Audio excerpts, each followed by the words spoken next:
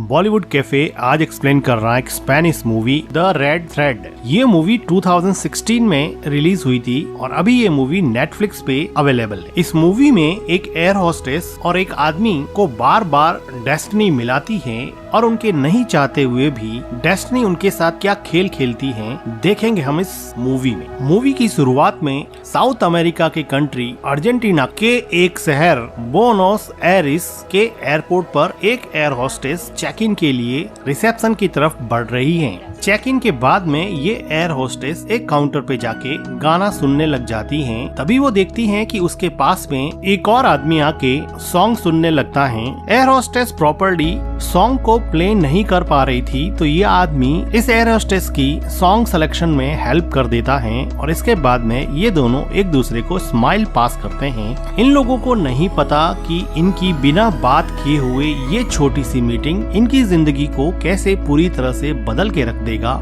The red thread जो इस movie का नाम है और एक चाइनीज प्रोवर्ब है जो ये कहती है कि irrespective of your place and time, आप कहीं पर भी पैदा हो या फिर कहीं पर भी रहे, किस्मत की डोर आपको अगर मिलाने में लग जाए तो फिर उसको कोई भी नहीं रोक सकता। इस डोर को या तो आप छोटा कर सकते हो या फिर इसको लंबा कर सकते हो, आप इसको कभी भी तोड़ नहीं सकते।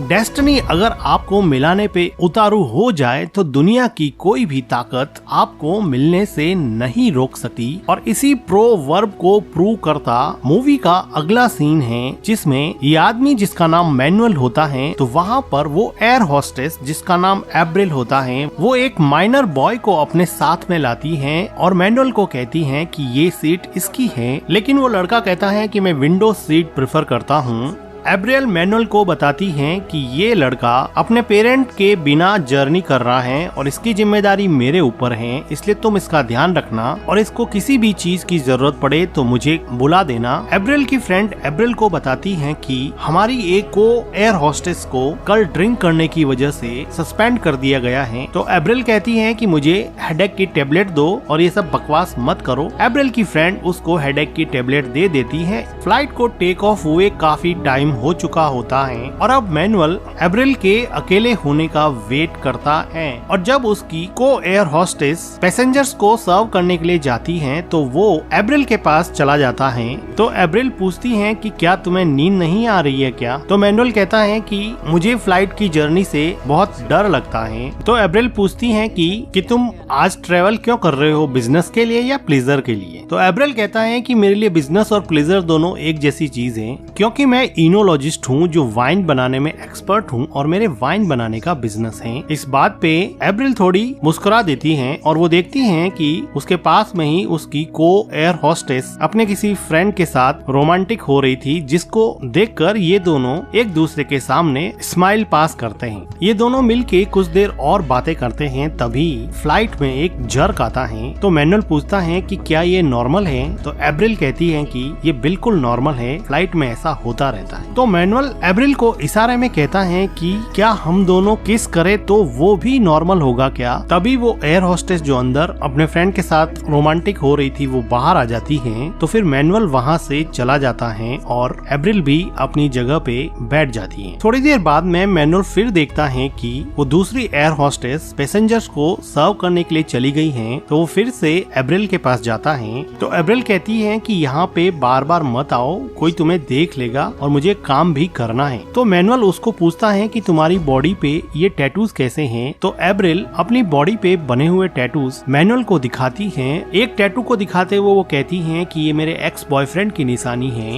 एब्रिल मैनुअल को एक टैटू अपने थाइस पे बना होता है वो भी दिखाती हैं। इसके बाद में एब्रिल मैनुअल को अपनी सीट पे जाने के लिए कहती हैं, लेकिन किस्मत की डोर इनको मिलाने में जुटी थी। तभी वहाँ पर फ्लाइट में एक जर्क आता है और ये दोनों एक दूसरे से वापस टकरा जाते हैं और अब ये एक दूसरे को बिल्कुल भी रजिस्ट नहीं कर पा रहे हैं और दोनों मिलके यहाँ पे किस करते हैं। इसके बाद में मैनुअल एब्रिल से कहता है कि फ्लाइट लैंड होने के बाद में क्या तुम मेरे साथ लंच करोगी क्या? तो एब्रिल कहती है कि मैं तुम्हारा वेट करूंगी, तुम मुझे कस्टम क्लियरेंस के बाद में मिलना। इसके बाद में मैनुअल वहाँ से चला जाता है, फ्लाइट लैंड करती है। अब मैनुअल और एब्रिल दोनों ही बाहर मिलने के लिए एक्साइटेड थे। एब्रिल की सारी फ्रेंड चली जाती हैं। एब्रिल मैनुअल के क्लियरेंस का वेट करती हैं और उसको लाइन में खड़ा हुआ देखती हैं। लेकिन डेस्टिनी ने यहाँ पर फिर एक बहुत बड़ा रोल प्ले किया और यहाँ एयरपोर्ट पर कस्टम में बहुत बड़ा इश्यू हो जाता है, इसलिए यहाँ पर सबका क्लियरेंस थोड़ी देर के लिए रोक दिया जाता है और सिक्योरिटी सभी पैसेंजर्स को वेट करने के लिए कहती हैं और किसी को भी क्लियर नहीं करती हैं, जिसकी वजह से अब एब्रिल मैनुअल का वेट करती ही रह जाती हैं और ये दोनों यहाँ पे नहीं मिल पाते। इन लोगों ने किसी भी तरह का फोन नंबर, ईमेल आईडी या कोई भी कांटेक्ट नहीं लिया था, जिसकी वजह से ये एक दूसरे को कांटेक्ट नहीं कर पाते हैं और देखते ही देखते 7 साल बीत जाते हैं। अब एब्रिल की शादी हो चुकी होती है। उसका हस्बैंड ब्रूनो जो एक म्यूजिकल रॉक स्टार है और इस हैप्पी कपल का एक 3 साल का बेटा है फेलिक्स। एब्रिल अब मैनुअल को पूरी तरह से भूल चुकी है। वो अपने बेटे और अपने हस्बैंड ब्रूनो के साथ बहुत खुश हैं। दूसरी तरफ मैनुअल की भी शादी हो चुकी है। उसकी वाइफ लॉरा एक फेमस प्रोफेशनल फोटोग्राफर है और इस हैप्पी कपल की भी एक डॉटर है। मैनुअल की वाइफ लॉरा मैनुअल को हद से ज्यादा प्यार करती हैं। ठीक उसी तरह एब्रिल का हस्बैंड भी एब्रिल को बहुत प्यार करता है और एब्रिल का हस्बैंड ब्रूनो भी एक रॉक स्टार होता है, इसलिए ब्रूनो को भी काफी जर्नी करनी पड़ती थी। इसलिए ब्रूनो और एब्रिल अक्सर अलग अलग फ्लाइट्स में ही घुमा करते थे। आज ये दोनों मिलके फिर अलग अलग फ्लाइट्स ले रहे हैं। एब्रिल और ब्रूनो दोनों एक दूसरे से अलग नहीं होना चाहते हैं, लेकिन इनको काम की वजह से अलग अलग निकलना ही पड़ेगा और वो कोलंबिया के एक शहर कार्टाजीना के लिए निकल जाती हैं। लेकिन किस्मत का धागा एब्रिल को आखिर तो मैनुअल से बांधना चाहता था, तो इधर मैनुअल भी कोलंबिया के इसी शहर में आने के लिए रवाना हो रहा था। कोलंबिया में लैंड होने के बाद में एब्रिल और एब्रिल की फ्रेंड उसके कैप्टन के साथ होटल में अपनी बुकिंग करवा रहे थे। तभी वो देखती है कि उसी होटल में रिसेप्शन पर मैनुअल भी बुकिंग करवाने आया हुआ है और किस्मत की डोर ने इनको फिर एक बार 7 साल बाद में आमने सामने लाके खड़ा कर दिया। एब्रिल मैनुअल से बिना बात किए हुई वहाँ से जाने लगती है, तो मैनुअल उसके पीछे जाके एब्रिल से बात करता है और कहता है कि भूल गई क्या। लेकिन एब्रिल कहती है कि जानती हूँ तुम इनोलॉजिस्ट हो ना, जो वाइन का बिजनेस करते हो, मुझे पूरी तरह से याद है। फिर एब्रिल वहाँ से जाने लगती है तो मैनुअल कहता है कि तुम ऐसे नहीं जा सकती हो, हमने एक दूसरे को बहुत ढूंढा था लेकिन हम एक दूसरे को मिल नहीं पाए। कम से कम अब ऊपर रूफटॉप रेस्टोरेंट पे चल के मेरे साथ लंच तो करना बनता ही है। इंसिस्ट करने पर एब्रिल एग्री हो जाती है और मैनुअल के साथ रूफटॉप रेस्टोरेंट में लंच करने के लिए ऊपर चले जाते हैं। एब्रिल कहती है कि मैं एयरपोर्ट पर 5 घंटे तक वेट करती रही लेकिन तुम नहीं आए। तो मैनुअल कहता है कि मेरा उस शाम को कस्टम क्लियरेंस हुआ ही नहीं था, इसलिए मैं एयरपोर्ट से बाहर ही नहीं आ पाया। फिर ये दोनों एक टेबल पर जाते हैं और लंच का ऑर्डर करते हैं। अब एब्रिल अपने हस्बैंड और अपने बेटे से बात करना चाहती है तो वो देखती है कि यहाँ पर मोबाइल का नेटवर्क प्रॉपर नहीं आता है। एब्रिल फिर अपने हस्बैंड ब्रूनो और अपने सन फेलिक्स की फोटो मैनुअल को दिखाती है और मैनुअल भी अपनी वाइफ और अपनी डॉटर की फोटो एब्रिल को दिखाता है और वो कहती है कि आखिर तुम्हें तुम्हारा प्यार मिल ही गया। तो मैनुअल कहता है कि ये प्यार हम दोनों के बीच में भी हो सकता था, क्या तुम इसके बारे में नहीं सोचती हो? तो एब्रिल कहती है कि नहीं, जो चीजें नहीं हुई हैं उनके बारे में मैं कभी नहीं सोचती। मैनुअल कहता है कि मुझे विश्वास नहीं होता है कि मुझे उस टाइम तुमसे प्यार हो गया था। तो एब्रिल कहती है कि सिर्फ एक किस करने से तुम्हें प्यार कैसे हो गया, और वो कहती है कि अब मुझे जाना पड़ेगा, मेरे कैप्टन फ्रेंड की बर्थडे पार्टी है और मुझे पार्टी के लिए तैयार होना है। और एब्रिल थैंक यू कह के वहाँ से निकल जाती है। एब्रिल अपने होटल रूम में जाके अपने हस्बैंड और अपने बेटे से बात करती है। तभी वहाँ पर उसकी फ्रेंड और उसकी को एयर होस्टेस आ जाती है और वो एब्रिल को मैनुअल के बारे में पूछती हैं। तो एब्रिल उसको बता देती हैं कि अब तो वो शादीशुदा हैं, अब उसका एक बच्चा भी है और एक बहुत ही प्रीटी सी वाइफ भी है। एब्रिल कहती है कि ये सब छोड़ो, कैप्टन की बर्थडे पार्टी का टाइम हो गया है, जल्दी से रेडी हो जाओ, चलते हैं। दूसरी तरफ मैनुअल अपने रूम में बैठा बैठा अपनी वाइफ से लैपटॉप पे बात करता है और थोड़ी देर बाद में बोर होने की वजह से होटल की छत पे आ जाता है, जहाँ से वो देखता है कि अप्रैल अपने कैप्टन फ्रेंड की बर्थडे पार्टी में खूब एंजॉय कर रही है। अप्रैल जब मैनुअल को बाहर खड़ा देखती है तो वो उसको अंदर बुला लेती है और यहाँ पे डीजे कह रहा होता है कि सब अपना अपना पार्टनर चॉइस कर लो, सबको यहाँ पे कपल डांस करना है। तो अप्रैल मैनुअल को हाथ पकड़ के डांस फ्लोर पे ले जाती है और वो उसके साथ डांस करने लगती हैं। ये किस्मत की डोर ही थी जो इनको बार बार दूर जाने के बाद में भी करीब लाए जा रही थी। This is the invisible thread of destiny which connect the people. Universe की सीयर रैंडमनेस के बावजूद भी आपका किसी खास आदमी से बार बार मिलना डेस्टिनी ही कहा जाएगा। यही तो इस मूवी का नाम है, द रेड थ्रेड। वो थ्रेड जो हमें एक दूसरे से बांधे रखता है, एक दूसरे की तरफ खींचता है, एक दूसरे से दूर भी ले जाता है, लेकिन ये डोर कभी टूटती नहीं। कभी न कभी कहीं न कहीं जिनको मिलना होता है वो मिल ही जाते हैं। ठीक ऐसा ही अप्रैल और मैनुअल के साथ हो रहा था। डांस करने के बाद में ये दोनों होटल की छत पे चले जाते हैं और थोड़ी बातें करते हैं। तो मैनुअल अप्रैल को कहता है कि कल साइट सीइंग करने चलेंगे क्या, लेकिन अप्रैल बिना कोई जवाब दिए मैनुअल को बाय कह के जाने लगती है। जाने से पहले वो मैनुअल को गाल पे किस करती हैं, तो मैनुअल उसको वापस से किस करने लगता है, तो वो दोनों कुछ ज्यादा क्लोज हो जाते हैं और एक दूसरे को किस करने लग जाते हैं। लेकिन जल्दी ही अप्रैल पीछे हट जाती है। नेक्स्ट डे मॉर्निंग में उठकर अप्रैल अपने हस्बैंड ब्रूनो और अपने सन फेलिक्स से वेबकैम पे बात करती है, लेकिन यहाँ पे नेटवर्क कनेक्टिविटी का थोड़ा इश्यू था, इसलिए अब अप्रैल अपने हस्बैंड से बात नहीं कर पा रही है। तो अप्रैल ने सोचा कि अब होटल में बोर होने और टीवी देखने से तो अच्छा है कि बाहर कहीं घूम के आया जाए, और वो कंफर्टेबल क्लोथ्स में अपने रूम से बाहर निकल जाती हैं। वो अपनी फ्रेंड को साथ में ले जाना चाहती हैं, लेकिन वो देखती हैं कि उसकी फ्रेंड कैप्टन के साथ रोमांस कर रही है। तो खुशी खुशी वो उन दोनों को अकेला छोड़ के खुद अकेली ही साइट सीइंग के लिए निकल जाती है। जाते समय अप्रैल देखती हैं कि मैनुअल अपनी वाइन की बोतल को एग्जीक्यूटिव्स को प्रेजेंट करने की कोशिश कर रहा है। मैनुअल अप्रैल के पास आके पूछता है कि क्या मैं तुम्हारी कोई हेल्प कर सकता हूँ क्या। तो अप्रैल कहती है कि मुझे आर्ट फेयर में जाना है, लेकिन मैं मैप रीडिंग में इतनी अच्छी नहीं हूँ, मुझे नहीं पता कैसे जाऊँ। तो मैनुअल कहता है कि तुम मेरे साथ चलो, मैं तुम्हें ले चलता हूँ। तो अप्रैल कहती है कि नहीं, मैं अकेली ही जाऊंगी। तो फिर मैनुअल अकेला ही साइट सीइंग के लिए जाने लगता है, जिसको देख के अप्रैल काफी इम्प्रेस होती है कि उसने किसी भी चीज के लिए उसको फोर्स नहीं किया, और अब अप्रैल भी मैनुअल के साथ साइट सीइंग के लिए चली जाती है। ये दोनों मिलके काफी साइट सीइंग करते हैं, एक आर्ट फेयर में जाते हैं जहाँ से ये लोग बहुत सारी चीजें खरीदते हैं। मैनुअल यहाँ से एक आर्ट रिंग बाय करता है जो वो अप्रैल को देना चाहता है। यहाँ पर काफी देर घूमने के बाद में ये दोनों एक जगह दीवार पे जाके बैठ जाते हैं और बातें करने लगते हैं। यहाँ पे अप्रैल मैनुअल को कहती है कि यहाँ पे कितना फ्री फील होता है, यहाँ पे कितना लिबरेटिंग फील होता है, और अप्रैल उठ के मैनुअल को किस करने लग जाती है। और तभी यहाँ पे बारिश होने लग जाती है और ये दोनों उठ के एक टनल में चले जाते हैं। लेकिन अप्रैल अपने आप को रोकना नहीं चाहती थी, वो टनल के फिर बाहर चली जाती हैं और वो बारिश को अब एंजॉय करने लगती हैं। द रेड थ्रेड, किस्मत की वो डोर जो इनको पहली बार एयरपोर्ट पर मिलवाने के बाद में काफी खिंच गई थी, अब वो डोर वापस से कॉन्ट्रैक्ट हो गई है और इन दोनों को बेहद करीब ले आई है। लाइफ में बारिश कोई प्लान नहीं कर सकता, सेरेंडिपिटीज कोई प्लान नहीं कर सकता, रैंडमनेस और चांसेस कोई प्लान नहीं कर सकता। ये सब डेस्टिनी है, और इसी डेस्टिनी के चलते अप्रैल और मैनुअल एक दूसरे के साथ यहाँ पे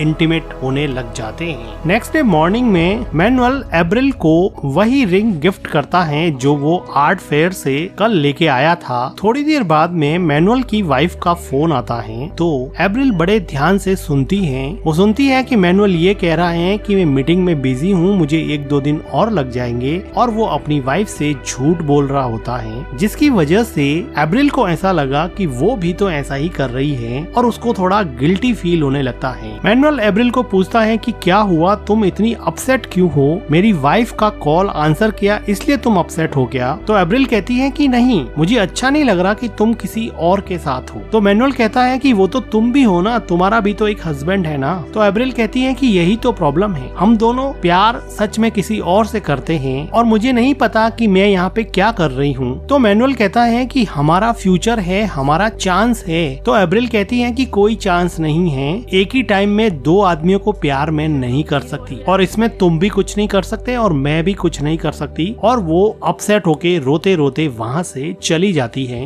रोते हुए एब्रिल अपने घर की तरफ निकल जाती है और मैनुअल भी अपने घर की तरफ उदास मन से चला जाता है। काफी दिन बीत जाते हैं। अब मैनुअल का मन अपने काम में भी नहीं लग रहा होता है। वो बार बार फेसबुक पर एब्रिल की फोटोज देख के अपने आप को तसल्ली देने की कोशिश करता है। थक हार के मैनुअल अब एब्रिल को मैसेंजर पर मैसेज करता है कि अब मुझसे सहन नहीं होता है, चलो मिलते हैं। इंस्टेंटली मैसेज को एब्रिल पढ़ती है और कुछ सोचने के बाद में वो रिप्लाई करती है कि नहीं, मैं तुमसे नहीं मिलना चाहती। इस जवाब को पढ़कर मैनुअल काफी डिसअपॉइंट हो जाता है और एब्रिल ने भी ये जवाब अपनी खुशी से नहीं लिखा था। उसको पता था कि वो मैनुअल से मिलती रहेगी तो चीजें और ज्यादा बिगड़ जाएगी, इसलिए उसने अपने आप को रोक लिया था। लेकिन किस्मत की door, the thread of destiny ने कुछ और ही प्लान किया था। आज मैनुअल की वाइफ लॉरा, जो कि एक फेमस प्रोफेशनल फोटोग्राफर है, आज ब्रूनो, जो कि एक म्यूजिक रॉक स्टार है, उसका फोटो शूट कर रही है और उसके साथ में उसकी वाइफ एब्रिल भी आई है। ऐसे तो मैनुअल कभी भी अपने वाइफ की फोटोशूट साइट पे नहीं आता है, लेकिन आज उसकी एक फ्लाइट कैंसिल हो गई है, इसलिए वो यहाँ पर आ गया है और किस्मत की डोर ने फिर से एब्रिल और मैनुअल को एक ही जगह पे लाकर खड़ा कर दिया है। मैनुअल की वाइफ लॉरा मैनुअल को एब्रिल और उसके हस्बैंड से इंट्रोड्यूस करवाती है। उसको क्या पता कि एब्रिल और मैनुअल तो पहले से ही एक दूसरे को जानते हैं। ब्रूनो और लॉरा फोटोशूट में बिजी हो जाते हैं तो इधर मैनुअल और एब्रिल आपस में बात करने लगते हैं। तो एब्रिल पूछती है कि तुम यहाँ पे आए ही क्यों? मैंने तुम्हें मना किया था ना कि मैं तुमसे नहीं मिलना चाहती। लेकिन मैनुअल कहाँ मानने वाला था, वो एब्रिल के साथ थोड़ा रोमांटिक होने लगता है तो एब्रिल उसको रोक देती है। तो मैनुअल कहता है कि यहाँ से कुछ भी एक्सक्यूज करके निकल जाते हैं, मेरे साथ तुम होटल रूम में चलो। तो ये सुन के एब्रिल को थोड़ा गुस्सा आता है और वो वहाँ से चली जाती हैं और मैनुअल वहाँ से अपने होटल रूम में चला जाता है। लेकिन एब्रिल से भी कंट्रोल हो नहीं रहा था तो वो फाइनली मैनुअल के रूम में जाती है और उसके साथ इंटीमेट होती है। तभी वहाँ पे फोन रिंग करने लगता है और जब एब्रिल फोन पिक करती है तो उसको पता चलता है कि उसके फोन पे 20 मिस कॉल आए हुए हैं जो उसने पिक नहीं किए क्योंकि वो मैनुअल के साथ रोमांटिक हो रही थी। आज वो अपने बेटे फेलिक्स को स्कूल से पिक करने जाने वाली थी, लेकिन बीच में मैनुअल आ गया और वो उसके साथ रोमांटिक होने के चक्कर में अपने बच्चे को स्कूल से पिक करना भूल गई। तो उसकी टीचर ने एब्रिल को बहुत बार कॉल किए और फाइनली उसने फेलिक्स के डैड ब्रूनो को बुला के फेलिक्स को स्कूल से पिक करवाया। अब एब्रिल इस बात से बहुत डर जाती है कि वो मैनुअल के साथ रोमांटिक होने के चक्कर में किस तरह अपनी फैमिली को खतरे में डाल रही है। अब एब्रिल रोते हुए अपने घर पे जाती है और घर पर जाकर एब्रिल अपने बेटे फेलिक्स को देखती है कि वो सो रहा है। तो अब एब्रिल को अपनी गलती का एहसास हुआ। दूसरी तरफ मैनुअल की वाइफ लॉरा फोटोशूट साइट पे उसके द्वारा ली हुई मैनुअल और एब्रिल की कुछ फोटो वो मैनुअल को बताती है और एक स्पेसिफिक फोटो को जूम करके दिखाती हैं जिसमें मैनुअल काफी इंटेंस होके एब्रिल की तरफ देख रहा था। अब लॉरा एक प्रोफेशनल फोटोग्राफर थी, वो किसी की भी फेस रीडिंग कर सकती थी, वो चेहरे पे आए इमोशंस को इजीली पढ़ लेती और उसको अब पता चल गया कि एब्रिल और मैनुअल के बीच में अफेयर चल रहा है। तो वो लॉरा को कहता है कि मैं तुम्हें ये सब बताने ही वाला था। तो लॉरा कहती है कि क्या मतलब है बताने ही वाला था, मतलब तुम किसी से भी मिले, तुम्हें प्यार हो गया, तुम उसके प्यार में पड़ गए और मेरा टाइम खत्म। तो मैनुअल कहता है कि देखो ऐसी चीजें कभी कभी हो जाती हैं, दीज थिंग्स हैपन। तो लॉरा कहती है कि मेरे साथ तो नहीं होती, ऐसी चीजें तुम्हारे साथ ही क्यों होती है? मुझसे ज्यादा प्यार करने वाली औरत तुम्हें जिंदगी में कभी नहीं मिलेगी, और वो वहाँ से चली जाती है। दूसरी तरफ एप्रिल भी अपने घर में बहुत दुखी होती है। ना तो वो मैनुअल के साथ ओपनली रह सकती है और ना ही क्लियरली अपने हस्बैंड को उसके बारे में बता सकती है। वो अंदर ही अंदर घुट रही होती है। उसको बार बार परेशान और रोता हुआ देख के उसका हस्बैंड ब्रूनो कहता है कि तुम बताओ तुम्हारे साथ क्या हुआ है, तुम इतनी परेशान क्यों रहती हो, तुम मुझे क्लियरली बताती क्यों नहीं हो। बहुत ज्यादा इंसिस्ट करने पर अब एप्रिल कह देती है कि उसने झूठ बोला था। वो उस दिन उसके बेटे फेलिक्स को इसलिए लेने नहीं गई थी क्योंकि वो एक आदमी मैनुअल के साथ रोमांटिक हो रही थी और काफी टाइम से उसके साथ रिलेशन में है। ये सुन के ब्रूनो काफी शॉक हो जाता है और वो कहती है कि मैं यहाँ से जा रही हूँ, मैं सब कुछ छोड़ के यहाँ से जा रही हूँ। तो उसका हस्बैंड ब्रूनो कहता है कि तुम्हें जहाँ जाना है तुम जा सकती हो, मैं तुम्हें नहीं रोकूंगा, लेकिन मैं तुम्हें कभी माफ नहीं करूंगा और ना ही फेलिक्स तुम्हें कभी माफ कर पाएगा। इस बात पे एप्रिल बहुत रोती है, लेकिन वो नहीं चाहते हुए भी अब घर को छोड़ के जा रही थी। वो टेक्स्ट करके मैनुअल को एयरपोर्ट पे बुलाती है और भारी मन से अपने हस्बैंड की तरफ देखते हुए टैक्सी में बैठ जाती है और हमेशा हमेशा के लिए मैनुअल के साथ रहने के लिए निकल पड़ती है। लेकिन डेस्टिनी को कुछ और ही मंजूर था। अब मैनुअल एयरपोर्ट पे पहुंच चुका है और भारी मन से रोते हुए एप्रिल भी एयरपोर्ट पर पहुंच गई है। एप्रिल कार में बैठी बैठी मैनुअल को देख के बहुत रोती है। उसको समझ में नहीं आ रहा कि वो क्या करे। वो अपने हस्बैंड और बेटे को छोड़ के आई है और मैनुअल के साथ नई जिंदगी शुरू करना चाहती है। ये वही सपना है जो उसने कई सालों पहले अपने हस्बैंड के साथ भी देखा था। अब वो एक नई खुशी की तलाश में अपनी सारी दुनिया छोड़ के निकल पड़ी है। भारी मन से हिम्मत बटोर कर एप्रिल मैनुअल को मैसेज करती है कि मैं आज तुमसे नहीं मिल सकती। एप्रिल मैनुअल को मैसेज पढ़ते हुए कार के अंदर से ही देखती है। वो डिसअपॉइंट होके अपना फोन अपनी कोट की जेब में रख देता है। एप्रिल ड्राइवर को बोलती है कि चलो यहाँ से, और वो फिर से अपने घर की तरफ चली जाती है क्योंकि डेस्टिनी की डोर तो उसके हस्बैंड के साथ भी जुड़ी थी, उसके बच्चे के साथ भी जुड़ी थी, जो अब फिर से कॉन्ट्रैक्ट हो रही है और उसकी फैमिली को वापस पास लाने का काम कर रही है। रैंडम इमोशनल आउटबर्स्ट ने एक ऐसा इरेशनल डिसीजन एप्रिल को लेने पे मजबूर कर दिया और वो एक झटके में वापस अपने घर की तरफ मुड़ गई है। क्या वो मैनुअल से कभी मिलेगी, किसे पता। डेस्टिनी, किस्मत किसे कब कहां कैसे मिला दे कोई नहीं कह सकता। इसी के साथ ये मूवी एंड हो जाती है। मूवी का एक्सप्लेनेशन अगर आपको अच्छा लगा हो तो वीडियो को लाइक कीजिएगा, हमारे चैनल को सब्सक्राइब कीजिएगा and thank you for watching.